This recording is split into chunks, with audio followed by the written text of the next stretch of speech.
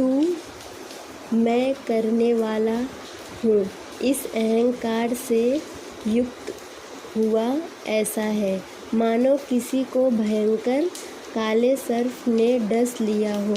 मैं कुछ भी करने वाला नहीं हूँ।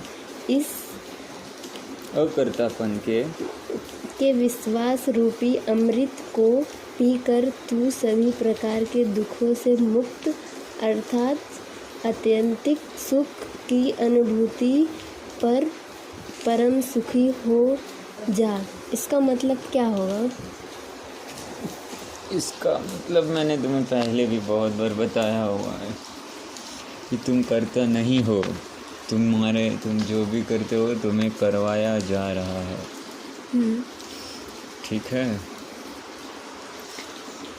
मतलब हम जो भी कर रहे हैं, हमारे साथ दिन में जो भी होता है वो ईश्वर कराता है। तुम जो भी कर रही हो, अभी समझो कि तुमने अभी टमाटर काटा है तो वो तुम नहीं काटना चाहती थी, तुम्हारे पास कटवाया गया। किसके द्वारा? परमात्मा के द्वारा कटवाया गया। तुम करता नहीं हो, इस भावरूपी अमृत को पीकर तू सुखी हो। तू जो भी कर रहे हो वो तुम नहीं कर रहे हो, वो तुम्हें करवाया जा रहा है तुम्हारे पास। तुम एक प्यादे भर हो तुम, मतलब कि जो भी कर रहे हो तुम नहीं कर रहे हो। अभी देखो, तुम्हारे मम्मी पापा है गांव से वापस मुंबई आ गए, ठीक है, तो पापा ने टिकट निकाला होगा तो वो तो यही सोचेंगे कि मैं करने वाला हूँ, मैं लाइन में खड़ा था टिकट की, फिर मैंने पैसे दिए, मैंने टिकट निकाला, मैंने ट्रेन में बैठा और मैं मुंबई आया, तो खुद को करता मानते हैं। लेकिन वो करता नहीं है, करता ऊपर वाला है। तो वहाँ पे जो कुदरत के हिसाब से वहाँ पे पैसे नहीं कमाए जा रहे उतने जितने शहर में कमाए जा रहे, तो उसको मजबूरी से टिकट निकालना पड़ा, वो मजबूरी से लाइन में खड़े रहे और मजबूरी से उसे मुंबई आना पड़ा ताकि वो पेट भर सके। और पेट किसने दिया है? भूख कौन लगाता है? ईश्वर लगाता है। भूख का कर्ता कौन है? तुम हो। भूख तुम खुद तो नहीं लगाते, तुम्हें भूख लगती है तो वो ईश्वर तुम्हें भूख लगाता है। और तुम काम पे जाते हो ताकि तुम पेट भर पाओ, और फिर तुम कहते हो कि मैं काम पे जाता हूँ, तो ये कैसे सत्य हुआ? तुम काम पे कैसे जा रहे हो?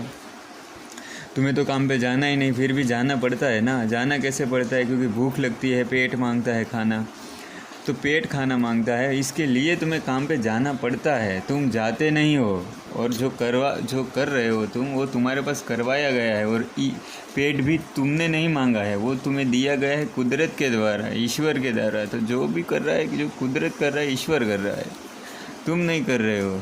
तुम्हें तो करना ही पड़ेगा वो। अगर तुम ऐसे कहो कि मैं पानी पीऊँगा ही नहीं, तो कितने घंटे तक खुद को कंट्रोल कर पाओगे? तुम्हें जाके पीना ही पड़ेगा, क्योंकि तुम्हारे पास करवाया जाएगा वो चीज़। अगर तुम कहोगे मैं खाना नहीं खाऊंगा, तुम भूखे रहते हो वो भी ऊपर वाले की मर्ज़ी से, और तुम खाना खाते हो वो भी ऊपर वाले की मर्ज़ी से। तुम जो भी करते हो वो सिर्फ़ और सिर्फ ऊपर वाले की मर्ज़ी से होता है। कृष्ण ने गीता में कहा है ना कि मेरी मर्ज़ी के बिना इस ब्रह्मांड में एक पत्ता भी नहीं हिलता है। तो तुम आँख भी झपकाते हो तो वो ईश्वर की मर्ज़ी से तुम्हारी आँख झपकती है। समझ में आ रही बात? इस दुनिया में जो भी हो रहा है वो ऊपर वाले की मर्ज़ी से हो रहा है, ना तो इंसान की मर्ज़ी से हो रहा है, ना किसी की मर्ज़ी से हो रहा है। करता एक है, 2, 3, 5 करता नहीं है। इस दुनिया में जो भी कुछ हो रहा है उसका करने वाला सिर्फ एक ही है, और वो है कुदरत कहो या ईश्वर कहो। फिर तुम्हारा उठना हो, बैठना हो, तुम्हारा सोना हो, वो सब कुछ इसी हिस्से में आता है। तुम्हारा बोलना हो वो भी इसी में आता है। हर हरकत तुम्हारी, जो कुछ भी तुम कर रहे हो वो तुम करता नहीं हो।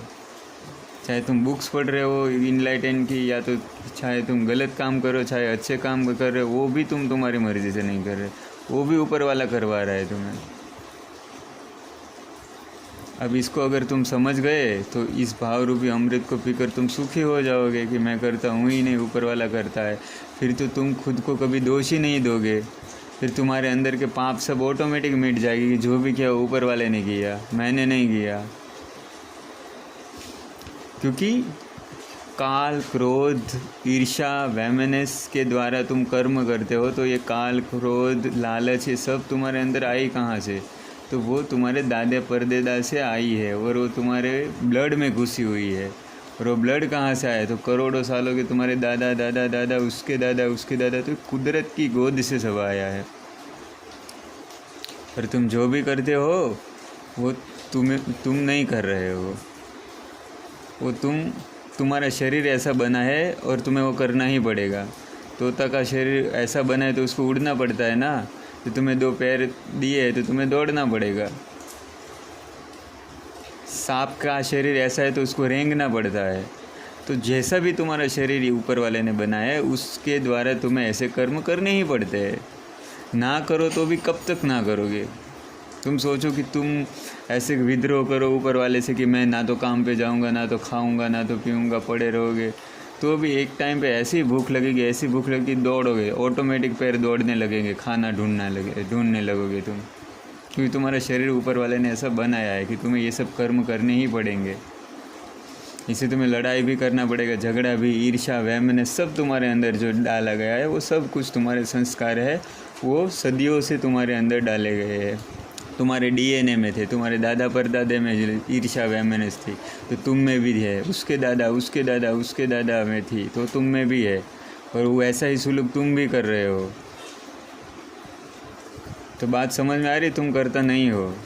पर वो मैंने एक कहानी भी बताई थी बारिश वाली, बारिश ज़्यादा पड़ी थी, एक ट्रेन में लड़का लड़की थे, याद आई वो कहानी? फिर वो लड़के ने बोला कि मैंने तुम्हें प्यार किया है। हाँ। वो तो कुदरत की मर्ज़ी से वो दोनों मिले, बारिश ज़्यादा पड़ गई इसके लिए वो दोनों मिले और उसकी वजह से फिर बच्चा पैदा हो। तो तुम कैसे कह सके मैंने बच्चा पैदा किया?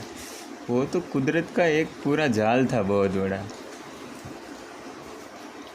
जो भी होता है ऊपर वाले की मर्जी से होता है। हाँ, जो भी, चाहे वो अच्छा होता है चाहे बुरा होता है, और करने वाला कोई नहीं, यहाँ पे करने वाला एक ही है।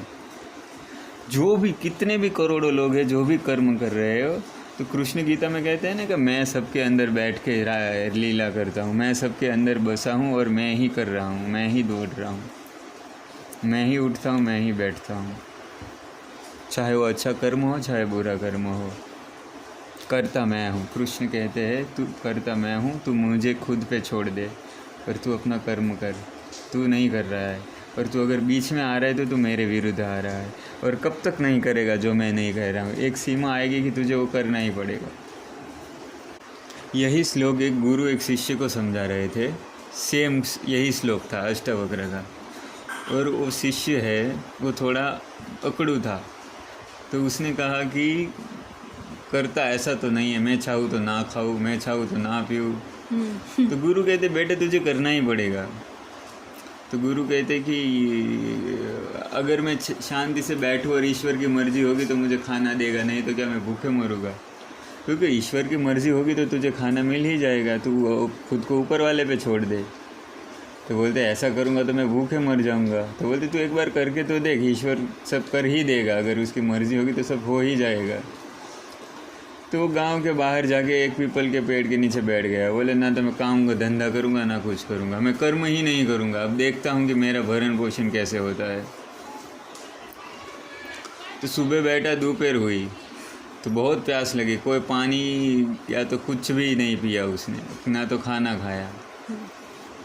तो गुरु कहते कि फिर वो आया कि मैंने तो ऊपर वाले के ऊपर छोड़ दिया, मैंने तो शाम तक बैठा रहा, मुझे कुछ नहीं मिला। तो बोलते कि तू बहुत पहले ही हार मान गया, तू अगर बैठा रहेगा तो ईश्वर तेरा कर ही देगा। तो खुद को ऊपर वाले के ऊपर छोड़ दे एक बार कि हे ऊपर वाले जो भी होगा तेरी मर्ज़ी, तो वो सब कर ही देगा। तो ऊपर वाले के ऊपर छोड़, अगर तुझे उसने जन्म दिया है तो तेरा पूरा भरण पोषण वो कर ही लेगा। तो वो एक पीपल के पेड़ के नीचे बैठ गया फिर वापस, और वो दूसरे दिन पूरा दिन बैठा, पूरी रात बैठा और फिर दूसरे दिन सुबह तक बैठा रहा। तो पूरा 24 घंटा बैठा रहा, ना तो पानी पिया ना कुछ पिया। तो एक आदमी था, उसने वहाँ से 2 बार गुजरा था, तो उसने उसको देखा कि ये तो यार ये 2 दिन से यहीं बैठा हुआ है बेचारा। तो वो फिर शाम को जब निकला काम से आते टाइम तो वो पानी भर के लेके आया। वो बोला वो आदमी वहाँ पे 1-2 दिन से बैठा हुआ है, उसके लिए भर के जाता हूँ, रास्ते में कुछ खाना दे दूँगा उसको बचा हुआ। तो खाना पानी वो लेके आया और उसको बोला ये लो भाई तुम यहाँ पे क्यों बैठे हो, मैंने तुम्हें 2 दिन से देख रहा हूँ, आपने कुछ खाया पिया कि नहीं? फिर वैसे ही दूसरे लोग भी उसको रोज़ देखते थे। तो गांव में ऐसा ही हो गया कि जो भी जिसके भी घर में जितना भी खाना बचता था वो जाके उसको दे के आते थे, खाना पानी जो भी है। और जिसको भी गांव में कपड़े वपड़े जो भी पुराने हो गए हैं, जो पहनने लायक कम है, या तो जो बड़े लोग हैं वो लोग उसको कपड़े भी देते जाते थे वहाँ पे, क्योंकि उसका वो स्थान ही हो गया। तो कहने का मतलब कि अगर ऊपर वाले की मर्ज़ी होगी तो सब कुछ हो ही जाएगा ऑटोमेटिक, और ऊपर वाले की मर्ज़ी नहीं होगी तो तुम्हें कुछ नहीं मिलेगा, और उसको ऊपर वाले की मर्ज़ी होगी तो तुम्हें सब कुछ मिलेगा। तो जो भी करने वाला है ऊपर वाला करने वाला है, तुम्हें कुछ दौड़ने की ज़रूरत है नहीं। अगर तुम ज़्यादा ही दौड़ोगे या तो कम दौड़ोगे तो भी तुम्हें जितना मिलने वाला है उतना ही मिलेगा, ना तो उससे बढ़िया ज़्यादा मिलेगा ना तो उससे कम मिलेगा। तो तुम खुद को करता मानो मत, और तुम ये मत बोलो कि मैं ये कर दूँगा वो कर दूँगा। इस दुनिया में जो बहुत ज़्यादा मेहनत करते हैं, ऐसा नहीं कि वो करोड़पति बन जाते हैं। ऊपर वाले की मर्ज़ी होगी तो ही वो करोड़पति बनेंगे, नहीं तो कितना भी मेहनत कर ले बनेंगे ही नहीं। और ऊपर वाले की मर्ज़ी होगी तो एक आदमी कुछ काम धंधा करता ही नहीं, अचानक उसको सब कुछ मिल जाएगा, लॉटरी वोटरी लग जाएगी, कुछ भी हो जाएगा। तो करता तुम हो नहीं। दुनिया में कुछ भी हो सकता है, जो भी होता है वो ऊपर वाले की मर्ज़ी से होता है।